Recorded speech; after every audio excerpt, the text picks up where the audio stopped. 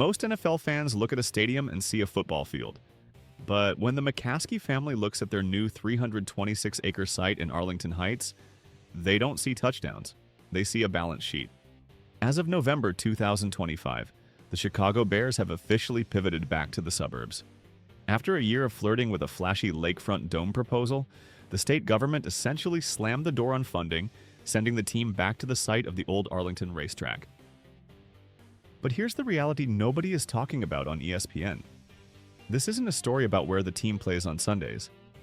This is a story about an $11 billion real estate arbitrage play. The Bears are currently trapped in a financial model that is obsolete. They are tenants in a league of landlords. Today, we are dissecting the finances behind the most expensive stadium dispute in NFL history.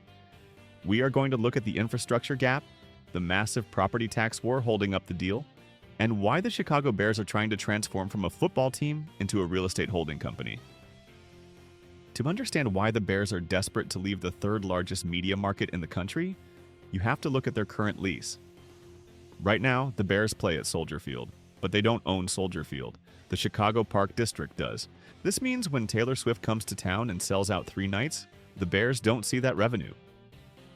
When there is a college football game or a soccer match, the Bears don't see that revenue.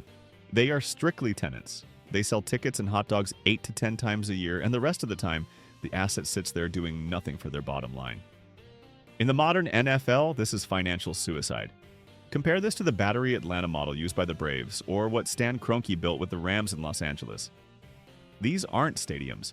They are mixed-use commercial districts anchored by a sports venue. The goal isn't to sell tickets.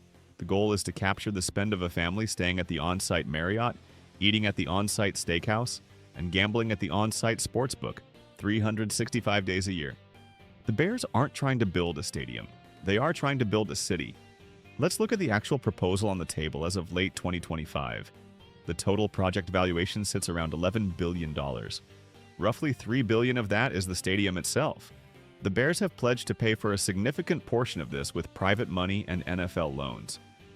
The remaining billions? That is for the district. We are talking about thousands of residential units, a hotel, a gym, and retail space.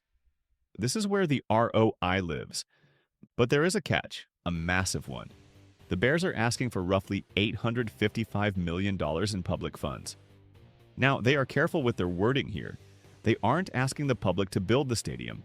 They are asking the public to pay for the infrastructure. That means new exit ramps off the highway, upgraded sewer lines, power grid expansions, and roads. This is where the deal hit a wall in November. The Bears tried to pivot to a lakefront plan to get city money, but the numbers didn't pencil out for the state. The governor's office effectively said, "We aren't subsidizing billionaires." So the Bears had to crawl back to Arlington Heights, but waiting for them in the suburbs was a different enemy, the taxman. This is the part of the story that gets technical, but it is the single most important factor in the deal. In 2023, the Bears bought the Arlington Racecourse for $197.2 million. Normally, you pay property tax based on what the land is worth. The Bears argue that right now, the land is just vacant dirt and a demolished grandstand. They think the property should be valued at roughly $33 million until the stadium opens. The Cook County assessor, Fritz Kagi, disagrees. He valued the land at closer to $192 million. Why does this matter? Because the difference is astronomical. The assessor is taxing the land based on its highest and best use, essentially taxing it as a future stadium site before a single shovel has hit the ground. If the Bears have to pay $15 or $16 million a year in property taxes on a site that is generating zero revenue, the project's internal rate of return collapses. This is why you keep hearing about pilot programs or tax freezes. The Bears need legislation that locks in their tax rate for 20 to 40 years. Without certainty on that tax bill, no bank is going to finance the construction loan. So, where do we stand? The Bears are in a high-stakes game of chicken. They tried to use the city of Chicago as leverage against Arlington Heights, and it backfired.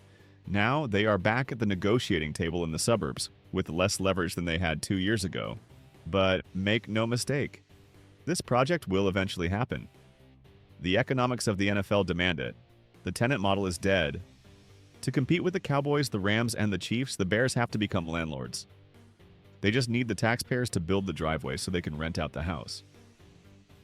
If you want to understand how other sports teams are manipulating real estate markets, check out our video on the Golden State Warriors financing model here. Thanks for watching. I'll see you in the next one.